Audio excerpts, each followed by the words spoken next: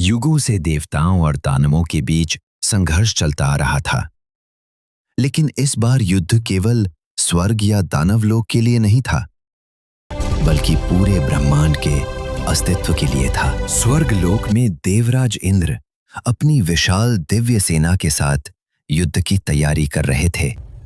स्वर्ग की रक्षा के लिए आगे बढ़ो।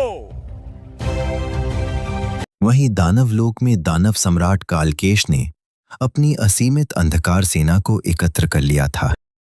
आज तीनों लोग झुकेंगे। जब दोनों सेनाएं तीनों लोकों की महान युद्ध भूमि पर आमने सामने आईं, तब आकाश कांप उठा और धरती फटने लगी। शुरुआत में देवताओं ने प्रचंड शक्ति दिखाई, लेकिन धीरे धीरे कालकेश की अंधकार सेना भारी पड़ने लगी। वज्र का प्रकोप सहो।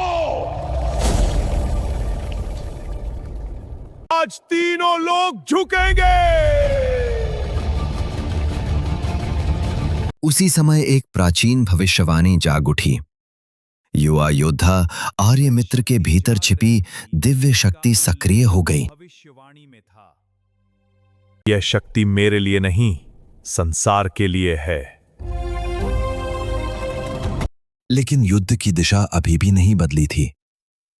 कालकेश पहले से अधिक शक्तिशाली हो चुका था। अब मेरी वास्तविक शक्ति देखो।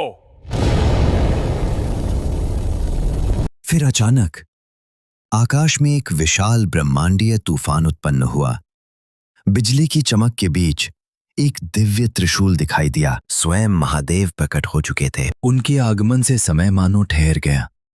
देवता और दानव दोनों स्तब्ध होकर उन्हें देखने लगे, लेकिन कालकेश ने हार मानने से इनकार कर दिया। मैं किसी के सामने नहीं एक झुकूंगा। भयंकर संघर्ष शुरू हुआ। दिव्य ऊर्जा और अंधकार की शक्ति आपस में टकराई। उनकी टक्कर से उत्पन्न हुई ऊर्जा ने आकाश, पृथ्वी और समय को भी हिला दिया। अहंकार का अंत निश्चित है। संतुलन ही सृष्टि का नियम है। उस प्रहार ने समय को भी थाम लिया। यदि स्वर्ग गिरा तो सृष्टि भी गिर अंततः जाएगी। महादेव ने अपने दिव्य त्रिशूल की शक्ति से कालकेश के अंधकार को समाप्त कर दिया। दानव सम्राट धीरे धीरे अंधकार के कणों में विलीन होने लगा। आकाश साफ होने लगा। सूर्य की पहली किरणें युद्ध भूमि पर पड़ी।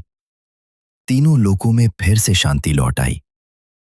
महादेव की उपस्थिति में आर्यमित्र ने संतुलन के नए संरक्षक के रूप में अपना भाग्य स्वीकार किया। और इस प्रकार देवताओं और दानवों के बीच अंतिम युद्ध समाप्त हुआ।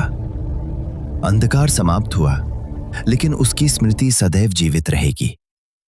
दूर अंधकार के पार एक नई शक्ति जाग रही थी।